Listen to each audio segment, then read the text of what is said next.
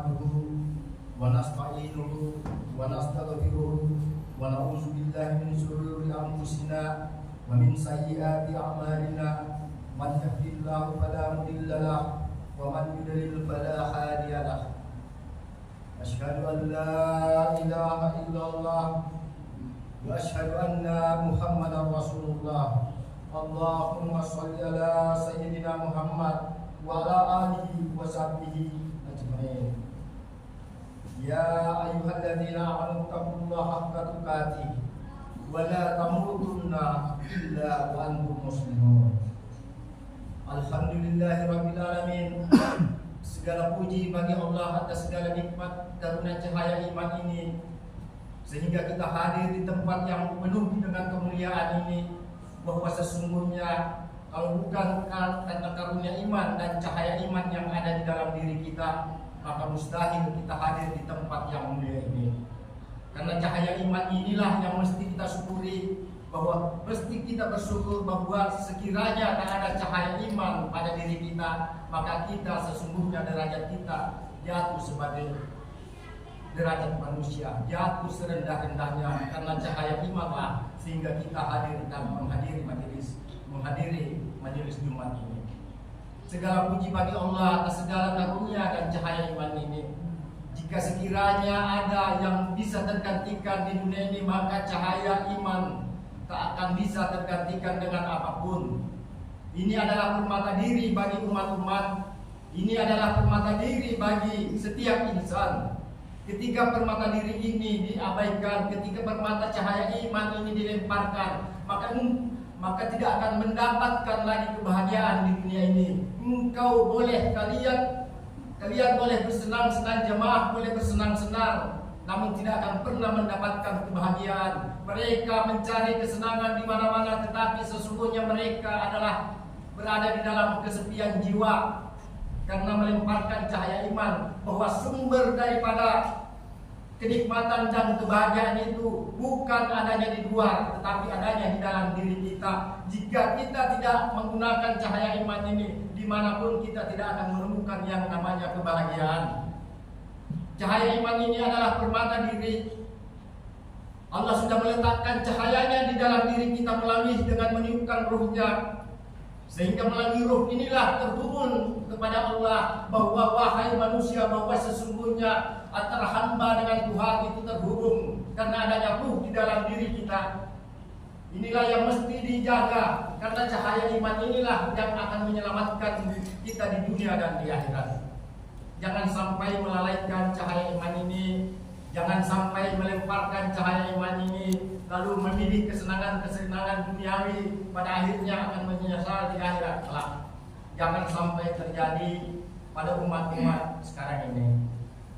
Alhamdulillahirabbil alamin. Itu adalah bukti tanda bahwa kehadiran para jamaah, para umat-umat di majelis ini menandakan adanya daripada cahaya iman itu.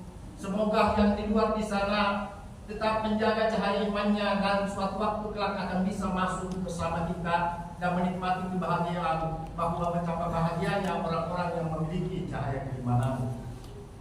Salawat dan salam pada baginda Rasulullah sallallahu alaihi wasallam. Beliau adalah cahaya rahmatan lil alamin yang telah meliputi dunia dan akhirat. Bahwa cahaya Rasulullah sallallahu alaihi wasallam sesungguhnya itu adalah cahaya iman yang ada di dalam diri kita. Karena cahaya iman ini adalah cahaya syafaat, dan Rasulullah akan memberikan syafaat kepada mereka yang menjaga cahaya iman ini. Inilah yang mesti dijaga, bahwa cahaya iman adalah cahaya Rasulullah. Inilah yang mesti dijaga dan terus dikembangkan, bahwa di dalam diri kita ada cahaya Rasulullah yang mesti kita senantiasa melantunkan salam dan salawat pada baginda Rasulullah, agar rohani kita terhubung kepada baginda Rasulullah sallallahu alaihi wasallam. Ya Sayyidi ya Rasulullah, ya Sayyidi ya Rasulullah, ya Sayyidi ya Rasulullah. Itu adalah panggilan cinta kita, dan Rasulullah sallallahu alaihi wasallam telah memanggil kita, ummati, ummati, ummati. Adakah umat-umat sekarang ini memiliki kesadaran bahwa baginda Rasulullah sejak dulu Rasul telah manggil umatnya dengan panggilan ummati. Mengapa umat-umat sekarang ini begitu angkuh untuk menjawab, ya Sayyidi ya Rasulullah, ya Sayyidi ya Rasulullah, ya Sayyidi ya Rasulullah. Itu adalah pembuka bagi kita sekalian, para jamaah Jumat yang dirahmati Allah, dan semoga segala dosa-dosanya diampuni. Pada Jumat kali ini Khatib akan membawakan tema tentang masalah mensucikan diri, masalah bertobat, yakni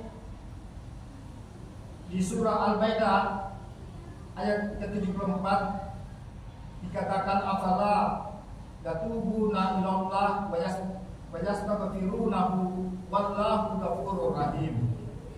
Maka mengapa mereka tidak bertaubat kepada Allah dan memohon ampun kepadanya, dan Allah Maha Pengampun lagi Maha Penyayang.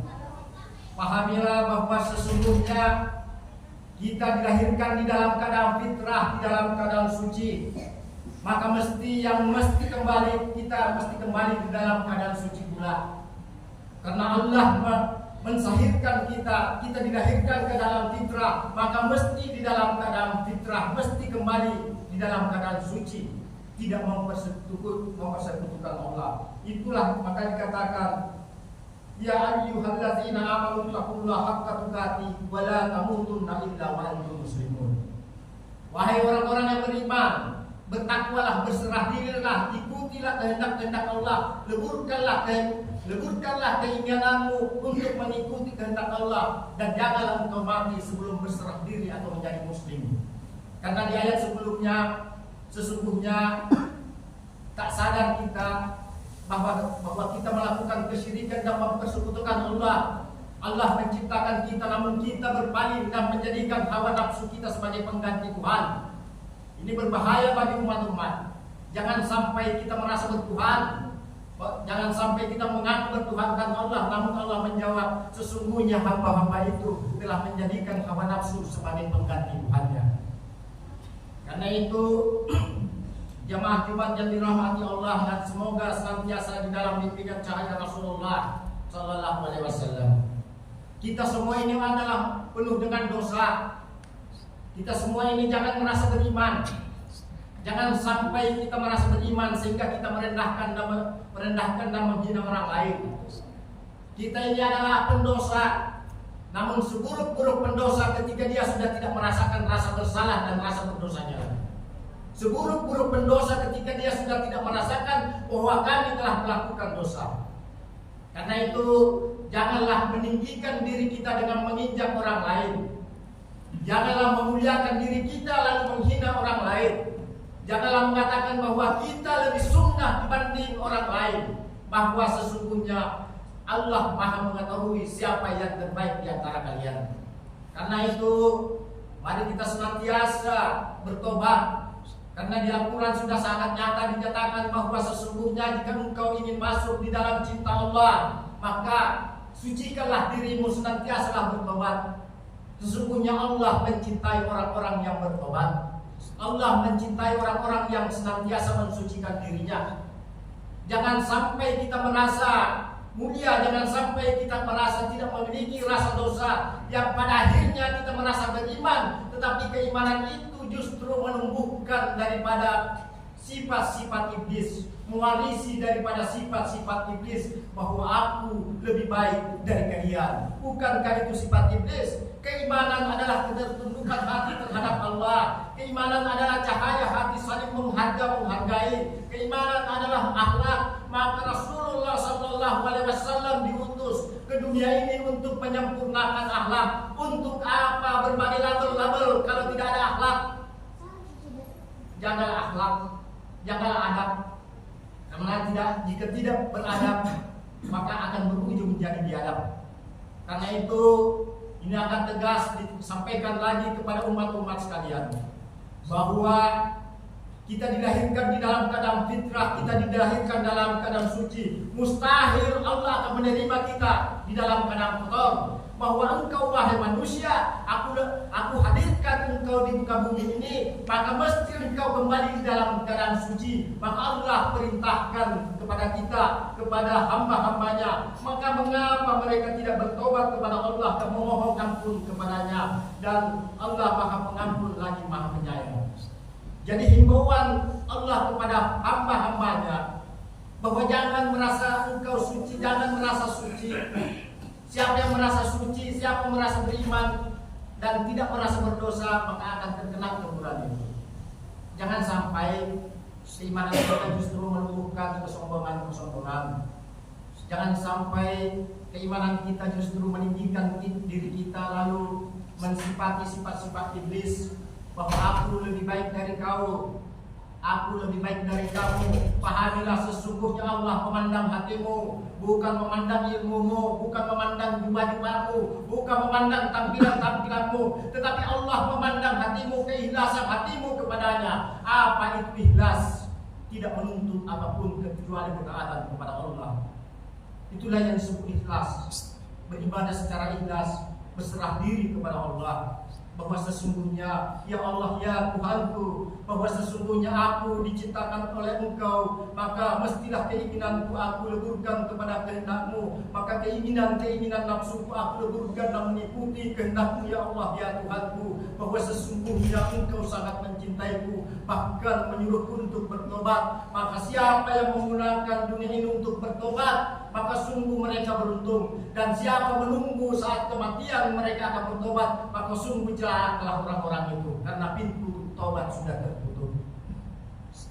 Pahamilah fase perjalanan kita adalah fase di alam ruh. Di sana ada perjanjian, alastu birabbikum. Ada perjanjian bahwa pada saat engkau hidup di dunia, jangan lupa senantiasa mengisahkan dirimu denganku.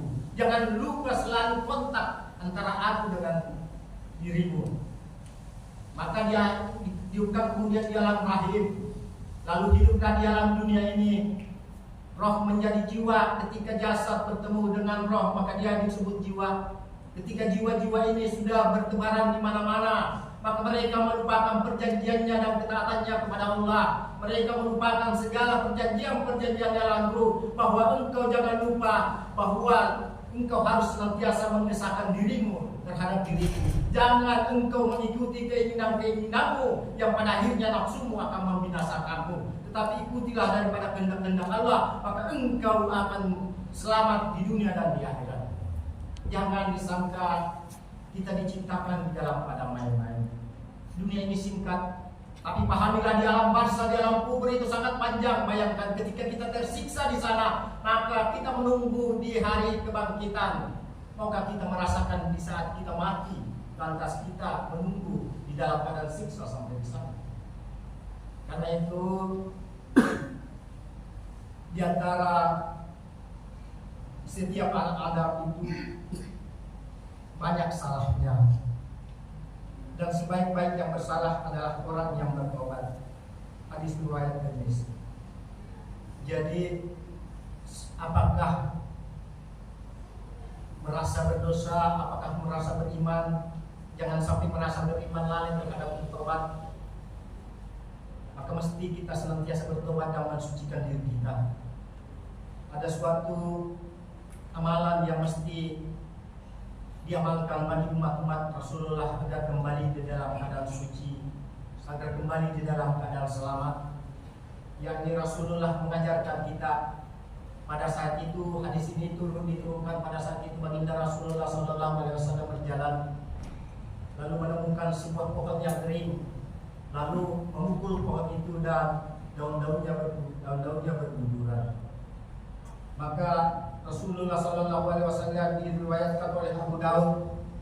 Rasulullah SAW bersabda, sesungguhnya bacaan Subhanallah walhamdulillah wala ilaha illallah Allahu akbar adalah menggugurkan dosa sebagaimana pohon-pohon merontokkan daunnya. Jadi ada ucapan istighfar, astagfirullah. Istighfar itu juga sesungguhnya adalah zikir, meminta tobat sekaligus bersikir terhadap Allah karena astagfirullah.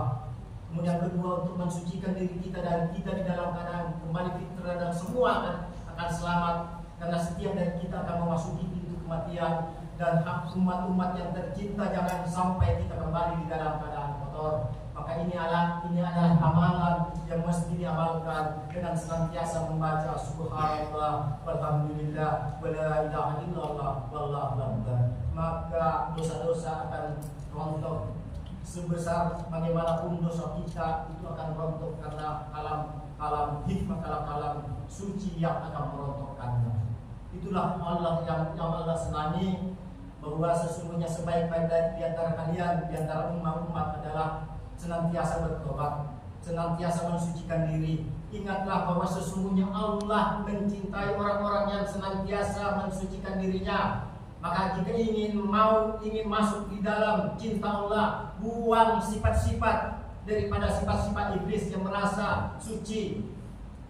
Merasalah, menghadaplah kepada Allah dengan merasa berdosa, maka Allah akan memuliakanmu. Ketika menghadap kepada Allah dengan merasa beriman, maka akan mengikuti iblis. Allah akan menghempaskanmu dari kemuliaannya.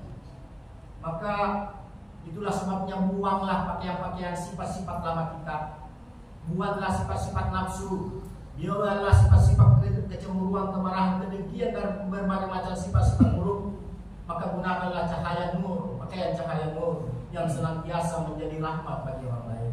Jika ada yang bertikai, maka damaikanlah, jangan memprovokasi atas berbagai macam daripada pertikaian itu sendiri. Damaikanlah saudara-saudaramu jika mereka bertikai. Jika mereka membicarakan keburukan orang lain, maka ingatkanlah bahwa sesungguhnya janganlah kemakan-makan saudara-saudara kita. Jangan menghina para pendosa, karena bisa jadi suatu waktu mereka mendapat hidayah dan dia lebih beriman kepada kita, dan kita merasa beriman, pada akhirnya kita dihempaskan di dalam kehinaan. Demikianlah jamaah Jumat yang dirahmati Allah. Inilah kalam-kalam hidayah yang mesti dirasapi, dijiwai dan direnungi, bahwa kalam-kalam ini mestilah diterima dengan penuh hati yang ikhlas dan diamalkan apa yang telah tersahir untuk mensucikan diri kita. Sesungguhnya sudah jelas kalam Rasulullah tiada keraguan atasnya, bahwa siapa yang membaca subhanallah walhamdulillah wala ilaha illallah wallahu akbar, maka dosa-dosanya akan berguguran sebagaimana rontoknya daun-daun yang kering. Barakallahu li wa lakum fil Qur'anil azim wa nafa'ani wa iyyakum bil ayati wasikril hakim. Aqulu qawli hadza wa astaghfirullahal azim li wa lakum wa lisa'iril muslimina fastaghfiruhu innahu huwal ghafurur rahim.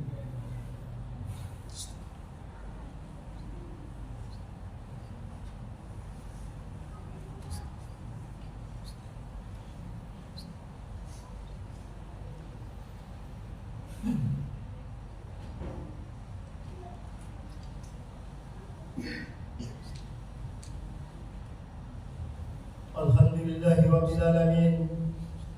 Asyhadu an la ilaha illallah wahdahu la syarika lahu al-malikul haqqul mubin. Wa asyhadu anna Muhammadan abduhu wa rasuluh arsalahu rahmatan lil alamin. Allahumma shalli ala sayyidina Muhammad wa ala alihi wa sahbihi wa barik wasallim. Ittaqullaha haqqa tuqatih wa la tamutunna illa wa antum muslimun. Inna Allah wa malaikatahu yusalluna 'alan nabi ya ayyuhalladzina amanu sallu 'alaihi wa sallimu taslima. Allahumma ighfir lil muslimina wal muslimat wal mu'minina wal mu'minat al ahya'i minhum wal amwat innaka sami'un qaribun mujibud da'wat. Rabbana atina fid dunya hasanah wa fil akhirati hasanah wa qina azabannar. Wassallallahu ala sayyidina Muhammad. Subhana rabbika rabbil izzati amma yasifun. Wassalamun ala mursalin. Walhamdulillahi rabbil alamin.